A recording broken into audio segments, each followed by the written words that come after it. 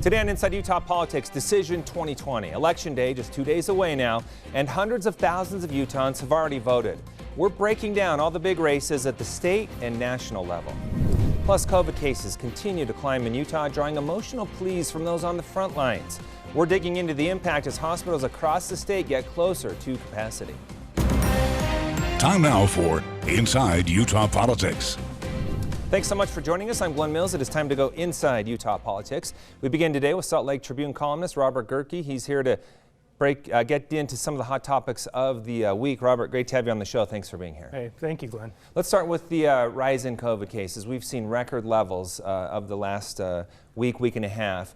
And this is really getting to the point, a lot of people think, well, this doesn't really impact me. If I get it, the impact will be minimal. Only, a certain percentage are hospitalized, but it's getting to the point now where this does impact everyone because you better hope you don't need hospital care. That's something you have written about in the last few days. Yeah, I mean, we're bumping right up against capacity in the intensive care units. Hospitals are filling up. Doctors and nurses keep pleading with people to start taking precautions, try to prevent the spread of this, because if we don't get it under control, it will affect all of us, because we're going to have to start going back to some of the restrictions we don't want. Bars closing, restaurants restricted, schools potentially having to go all online. My son's school went online this week. So, we're going to start seeing repercussions of this even beyond the illness, and it's a real threat. The illness itself is bad enough. I mean, we've seen record numbers of cases for most of the last week. Mm-hmm. We're seeing deaths starting to escalate. It's real serious. And the problem we run into is we didn't get in front of it early enough. These restrictions, the precautions the governors recommended, they were too late. And so now we're seeing the consequences of that, and we're going to keep seeing the consequences of it because we're nowhere near peaking yet. One of the things you've talked about quite a bit is a mask mandate. We do see a mask mandate in some of the counties that are bringing in the highest numbers, though. Yeah. So even though there's a mandate in place, people who aren't going to wear it, it seems, just aren't going to wear it. Yeah, the state does a regular polling, basically. They call people, ask them if they're wearing masks, and right now less than 2/3 of people are complying with that. The governor's mandate that's in place over most of the state right now for at least through the end of the month, we should start seeing some results from that if it works, if people comply with it. But right now there's not really an enforcement on the back end. So the same people that were resisting wearing the masks before are going to keep doing it, and so we might not see a whole lot of effect from a whole lot of benefit from that mandate that was put in place. During the week, you tweeted about New York's positivity rate. Wouldn't it be nice to be there? You took a little backlash on that, yeah. and you gave those people some credit, saying, look, no one in their right mind would trade the overall impact for Utah and New York. Yeah. But your point was what? My point was that, we've been running at about 17% for the last week. We're up over 20% for several days this week. Our testing has not been where we would want it to be. We're doing closer to 7,500 tests a day rather than about 10,000 that we need. No, I wasn't saying like we should all go through what New York went through, because that was horrible and I wouldn't wish that on anybody. But the precautions that are in place there now, they've seen less than 1.5% pretty much every day. We've got to get these test rates back down. We've got to be target is for the White House target is around 5%. We're up around 17%, like I said, and so we've got to start seeing that curve bend, or else we're going to continue to have problems. Okay, we could spend the rest of this segment talking about this, no doubt, but I want to get into Election Day, a huge, important day, a couple days away now. Obviously, as it always is, the 4th Congressional District, the most heated congressional race here in the state. Talk to us about how this is playing out. Yeah, I mean, I think we all knew this one was going to be close after last time 2 years ago when Ben McAdams beat Mia Love by about 700 votes. All of the money was coming into this race. The Cook Political Report, several of the national publications put it in their top tier of potential swing seats. And so we knew we were going to be in for a fight, and it's lived up to the expectation, right? There's been millions of dollars spent, a lot of it by outside groups. It's been a brutal battle. I mean, the attack ads are pretty shocking in a lot of cases. I think it's going to come right down to the wire on election night. There have been polling that showed either McAdams up 10 if you listen to the Debate Commission poll, or the Deseret News poll that had Owens up 1. I think the race is tightening, and it's going to be a nail biter. Yeah, so do you see this potentially coming down to hundreds of votes difference again, or do you think it'll be a wider margin? I think it'll be on the order of thousands, but that's still a close race. I think the interesting dynamic here is in the 4th District, Donald Trump's not very popular, and if you've watched it at all, you know that Burgess Owens has completely aligned himself with Donald Trump. Right. And I think it could be a referendum in some ways on Trump's popularity in the 4th District, and that could be a problem for Owens. And we've also seen just in the last couple of weeks since ballots started coming in, huge turnout. And True. In 2018, McAdams won in part because of huge turnout that was driven by those 3 initiatives that we had on the ballot. If we have overwhelming turnout again, I think that plays to his favor. Yeah, it will be interesting to see the demographic of that turnout this year as compared to 2018. Yeah. You mentioned the Trump factor there, but it seems to me, I don't have any polling to back this up other than just kind of what I'm seeing, is that it does seem that Owens is gaining some momentum down the stretch. Yeah, I mean, I think we see a lot of times in these races that the challenger starts to close toward the end, because if people haven't bought in with the incumbent and they're still on the fence, they end up saying, well, let's give somebody else a shot. And so I think it's normal. There's a normal closing in politics in the last couple of weeks before the election.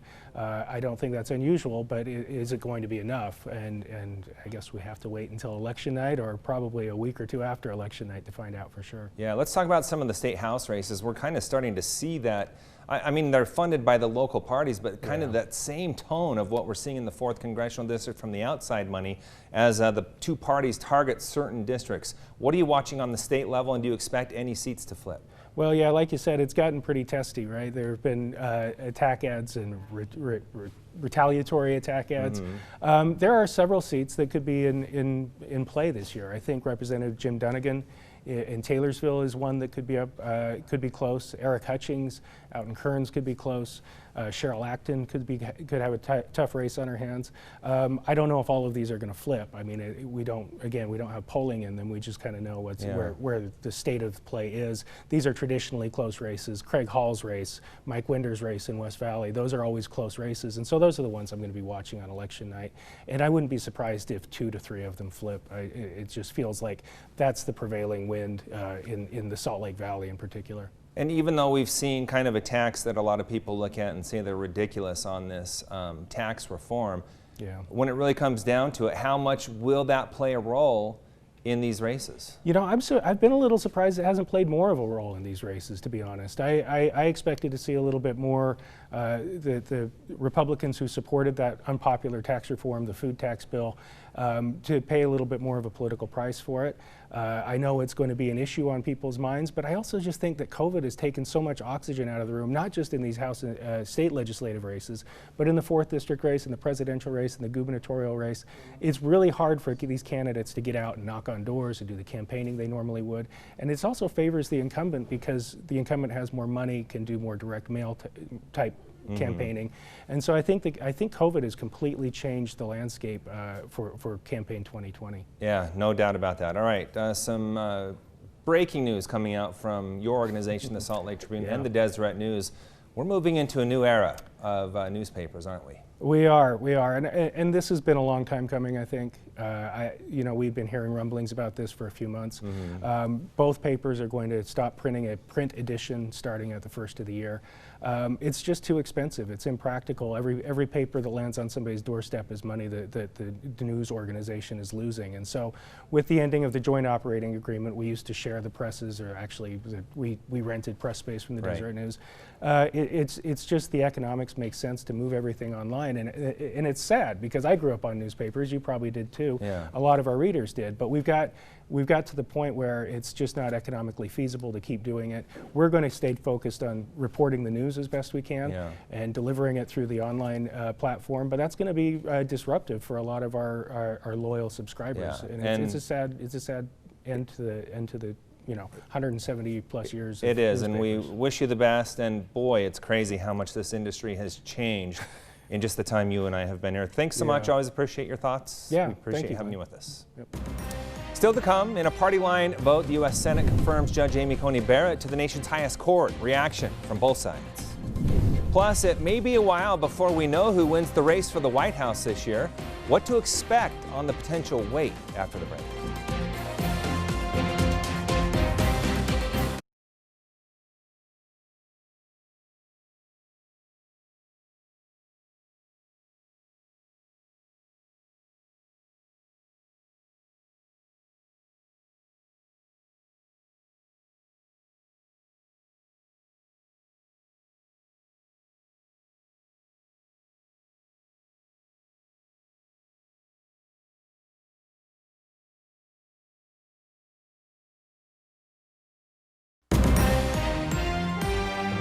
Welcome back. Justice Amy Coney Barrett is the newest member of the Supreme Court after majority Republicans voted for her to take over the vacant seat. Meanwhile, Democrats are worried about the country's future.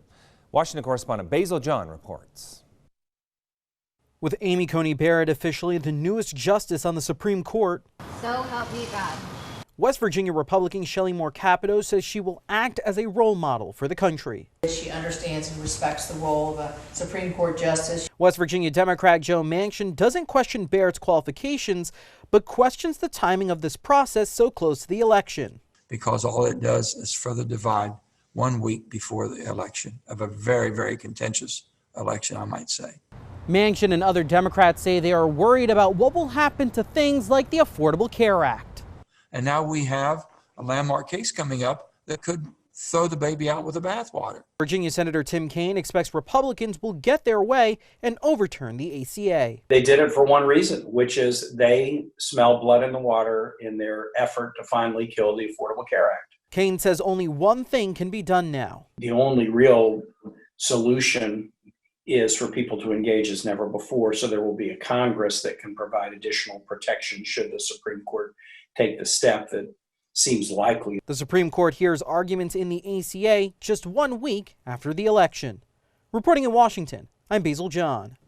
Record turnout is expected this election day, and because of the coronavirus pandemic, more people are eligible to vote by mail or vote early. As Washington correspondent Alexandra Limon reports, final election results could take days. With just 1 week left, states around the country say this election day will be different. With over 5 million people voting, more than have ever voted before in our state, all of that's a good thing for democracy. Jocelyn Benson is Michigan's Secretary of State. She says many states are experiencing record turnout as the pandemic encourages people to vote early or by mail. In some states, even the early election results cannot be tallied until election day or election night. New Mexico's Secretary of State, Maggie Toulouse Oliver, says that's why it could take days before we know the final outcome of some races, including the presidency. In some states, absentee and mail-in ballots can be counted ahead of time. And in other states, like here in Virginia, ballots can be pre-processed. That can speed up results. And in other cases, in-person voting can make the outcome clear. The margin will be wide enough that any outstanding ballots won't affect the outcome of the election. But that won't be the case everywhere. We're trying to manage expectations now to say when the system works, when people are counting ballots effectively and efficiently and carefully and accurately, that takes time. It can't be done instantly. That's why swing states without pre-processing may take days or weeks to certify their election results. In Washington, Alexandra Limon. Coming up, more on the confirmation of Justice Amy Coney Barrett. Has the process been forever changed? Our panel debates that after the break.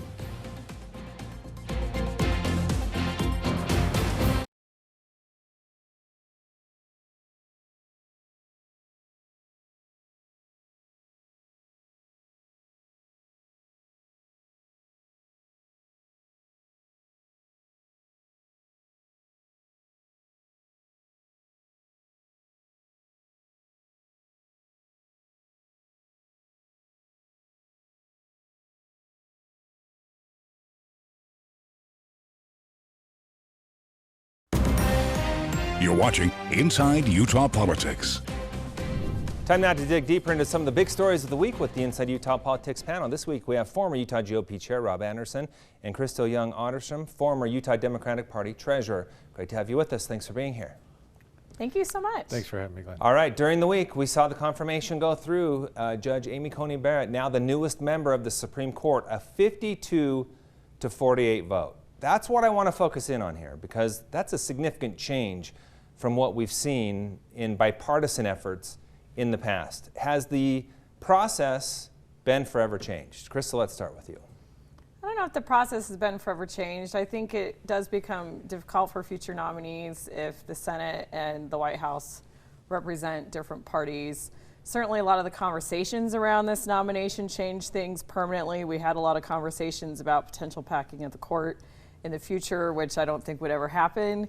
But certainly this conversation seems different than it has in the past. No doubt about that. And we'll dig into some of those other points you brought up a little more. But first, let's bring you in, Rob. Has the process been forever changed? You know, it's interesting that Donald Trump, it's a rarity that you get 3 Supreme Court picks in one term. And so therefore it's allowed this partisan politic divide to get even further apart and force these votes to be more partisan. But all in all, I think as far as a Supreme Court pick, Amy was probably the most bipartisan of the 3 that have been confirmed during this first term of Trump. But it does look very partisan. Couldn't you go back 4 years, though, and say that Merrick Garland was probably the best choice from a Democratic president that Republicans could have hoped for? Well, I don't disagree with that, but they were pretty, Leader McConnell was pretty adamant up front that he was not going to approve anyone in the last year of Obama's presidency. So President Obama knew that going into the whole selection process. He probably picked somebody he thought could get through the process, and it was rejected by the Senate. Okay, Crystal, I want to hit on one of the things you just brought up. Are we to the point now where the president and the Senate majority are going to have to be from the same party in order to be able to get a Supreme Court justice through?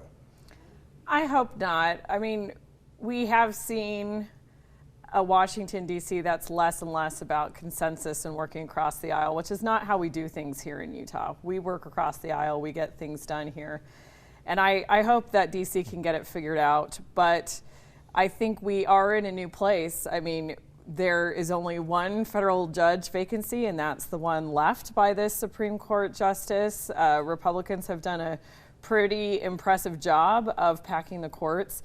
I did see a pretty interesting story in the New York Times recently that asked, will this have electoral consequences? This white whale that Republicans have been chasing over decades of the court is now done. And so what do they have now?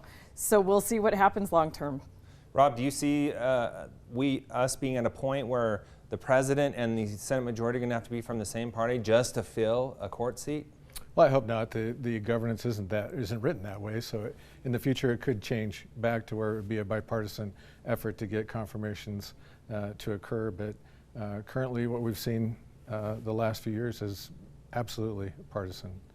All right, Crystal, you brought up expanding the court. You said you don't think it's going to happen, but some high-level Democrats are calling for it, saying it should. Why do you say it won't?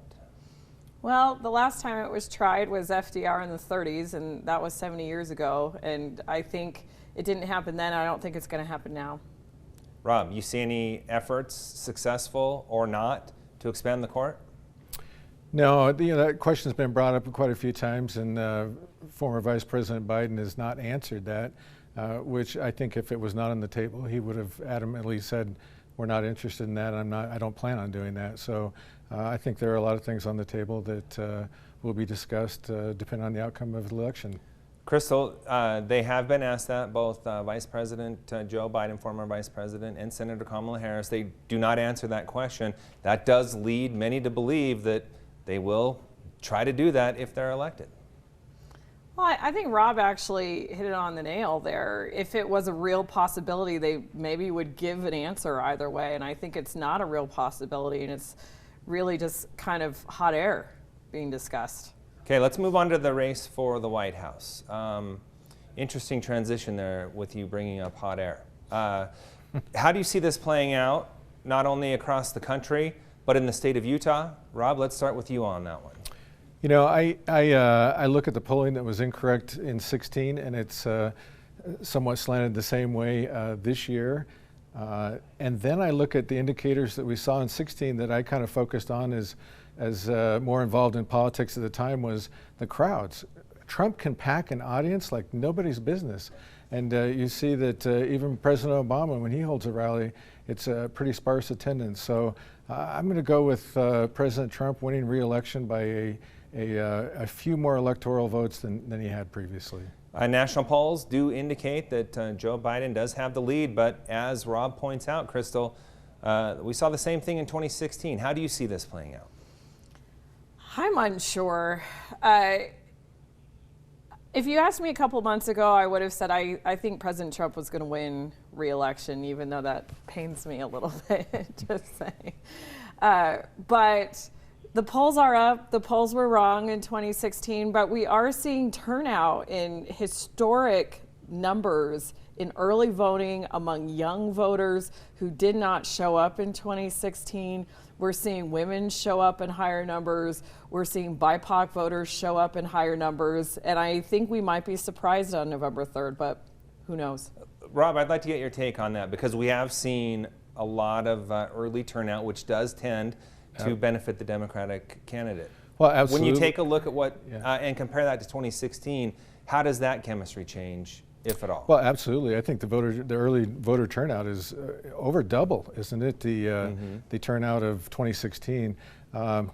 I look at, and Utah is different than the rest of the country, but mail-in balloting in Utah doubled the turnout in our voting and helped the participation. So I think it can only help the participation nationwide. And I think we need a lot more involvement. And I see it in Utah where the Pacific Islanders are more involved this year than I've ever seen, and I'm all for more involvement and more voice. If you're interested in the outcome in November, you need to get your ballot and vote. So who takes the state of Utah? Presidentially, President Trump takes it. Crystal? President Trump wins Utah. Okay, so you see that as well. Around what figure? I think I would guess 51%. Okay, Rob? 65. You think 65? I do. Okay, we'll see how that plays out. Obviously, if you take a look at Super Tuesday, a lot of Republicans, it appears, have come around to the president because he got like 88% of the vote among the Republican Party on Super Tuesday, and that's a drastic difference from his primary performance in Utah in 2016. Okay, Utah's 4th Congressional District, always one of the more heated races. How are you seeing this play out, Crystal? I think Congressman Ben McAdams wins again. I know the polling's close, it's tight, it's going to come down again to maybe a few hundred votes, but I think he's going to increase his lead from last time. Rob, your wife was a candidate for this position, trying to get the Republican nomination. Right. Burgess Owens came out on top. How are you handicapping this race? Well, I think it's going to be close, too close to tell. If I had a crystal ball and decided to throw some money down on the table at Vegas, I'd give it a toss-up, and I wouldn't. But I think Ben McAdams wins by a very, very small margin. Hopefully the turnout's a little bit greater than it was, and the reason I think we lost that seat was voter turnout within the younger generation, the 25 to 35-year-olds in Utah County. Speaking of money, a ton of money going into this race, a lot of it outside. Are you, the two of you, concerned at all about the impact that outside money is having on this race? We have a minute left, so I'll give each of you 30 seconds. Crystal. I guess I'm not concerned because this is how politics works, and it's been doing it this way a long time. I think that Utah voters are smart. I think that they're good at cutting through the noise. I think they recognize politicians who speak the Utah way, who work the Utah way, and Ben McAdams has proven that he works across the aisle. He doesn't vote along party lines. He represents his district, and I think his district will reward him accordingly. Okay, Rob, you have the final word. Yeah, I dislike outside money in politics, but that's how it's played these days. Does money equate to a win? Statistically, it does, and so outside money will always be a player in Utah politics, especially when it's a seat like the Congressional 4th District. And we're looking at record spending in this 4th District race, by the way. Absolutely. Hey, great to have both of you on the show. Thanks so much for your time. I appreciate your insight. Thank you. Thank you. Stay with us. We'll be right back with more Inside Utah Politics right after the break.